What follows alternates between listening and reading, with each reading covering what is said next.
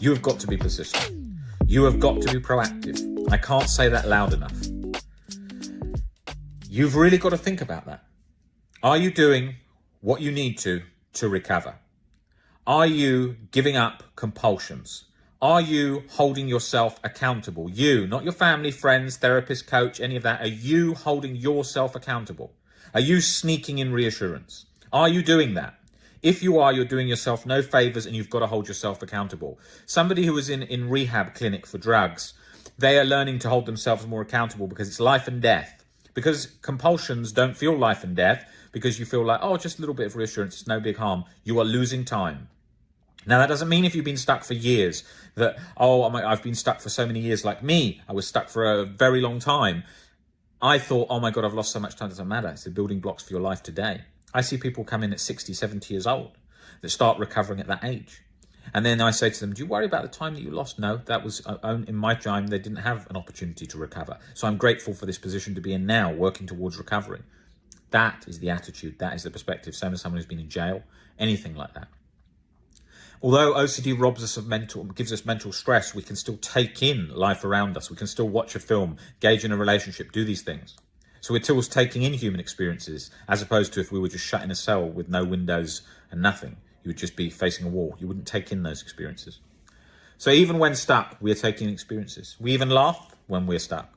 We even feel moments of joy when we're stuck. Some people will say, no, I don't feel a second. You will maybe sometimes feel seconds of joy when you suddenly get distracted for a little moment and you suddenly realize something or have a joke with a friend or whatever. I know that feeling. I know what it feels like to be boxed in 24/7. I know what it feels like to have chronic anxiety and guilt pumping away 24/7. This was not a journey where I read some social media posts on thoughts of thoughts and then thought, fuck, I never thought of that. Leave a thought there and then it goes. Now, I know that's a key part of the recovery journey, but it's watered down so much in the community about what's needed to recover as just sort of leaving thoughts there, change your relationship with a thought, let a cloud pass through your head like a thought, like a cloud or whatever, and then it's simple. It's very patronizing to hear that as someone trying to recover from OCD, right? In my journey, how many times did people say to me, oh, you just need to think of it like a radio station you don't want to tune into. Yeah, I understand that as a first initial idea, but that's not what the recovery journey involves. That's not the whole thing, right? So when I talk about persistence, there's a lot to learn to recover from OCD, a fair bit. Okay, that doesn't mean you need to be studying 24/7, but you need a pretty good understanding of OCD to understand how the cycle operates within yourself. And the problem is, these kind of posts simplify it so much, and it's very patronizing because when you're stuck and someone keeps saying to you, oh, you're still interacting with the thought, you're still engaging. You can't not engage when you're terrified for your life for that damn thing, right? It doesn't work like that. You're fused, okay? And that's what used to make me think when I used to go into sessions, I used to sit there, I used to sit in an armchair, the person would be sitting opposite me in the armchair, and I would feel very small, like I was a sort of specimen in a lab being examined.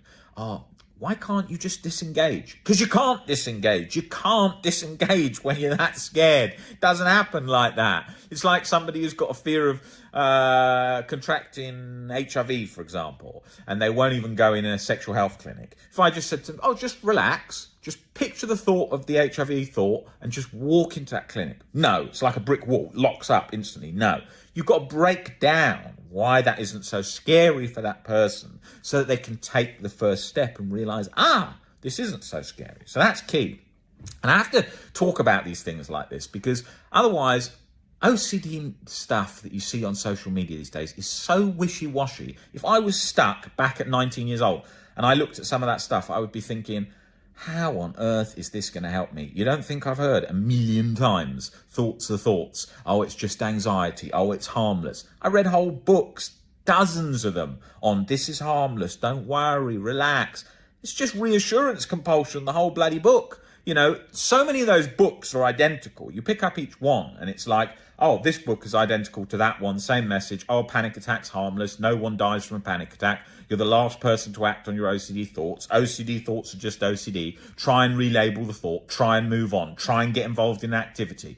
Yeah, Yes, key parts of the journey, of course, but that's not all. That's not all of it. It's watered down so much, and when it's locked, you don't move at all on those things. Until I had a good understanding of sort of unconditional self-acceptance, allowing myself to be comfortable at making mistakes if I made a mistake, allowing myself to be comfortable if I'd done X, Y, Z, then, and seeing that my life wouldn't be over the most rotten individual in the whole world deserving to be chronically guilty and anxious 24/7 in a self-torture cycle, I started to breathe again a bit. But the OCD recovery journey is not easy. So you're not going to recover in an intensive course for 1 week, 2 weeks, 3 weeks, and then it's all gone. It doesn't work like that. It's harder than people imagine. It's not rocket science, but it's tougher than we want it to be. And it requires persistence, practice, and time. The problem is, for years, there's been so many websites and social media accounts that make it sound very simple, OCD recovery, specifically with the sort of thoughts stuff that I've been talking about now for many years, and why there is a hell of a lot more to recovery than just trying to tell yourself, this is a thought, leave a thought there, distance yourself from a thought. But there is more to how that is taught, and that is an important part of the journey, learning to become an observer of our thoughts, learning to think of the brain like a computer, just coming up with lots of different codes and just observing that process happening. Now, that part of the journey is a sort of an understanding into OCD and learning that our thoughts are random and happen as just part of the process of the brain. And we don't need to engage, work out and fight and battle each thought, and having an understanding of how the brain works in that way. But the problem comes where people simplify it as, just listen to it like it's a radio station, a key point, and just leave it to play out, a key point. But you won't be able to just shut it off like that, because if you're very scared of something, that alarm is going to be sounding until you have brought the fear down, you've made more peace with it, a deeper level of acceptance, and then it reduces. That doesn't mean every single thought that's firing out, you're trying to accept. It's not a doing like that. It's a gradual change in perception that's happening over time. And you're going to have morphing thoughts and thoughts that move around and go to all different things. And you allow those. We welcome any thought, and we've got to be willing to have any thought, no matter what the content. But we also need to work towards unconditional self-life and other acceptance. So we have a deeper level of acceptance, usually where the individual has been stuck with chronic anxiety or chronic guilt for a long period of time.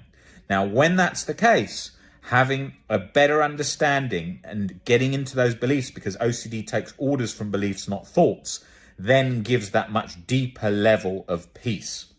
And that gets under the core fears where most of those thoughts are fueling from. You're not getting intrusive thoughts of caterpillars and octopuses.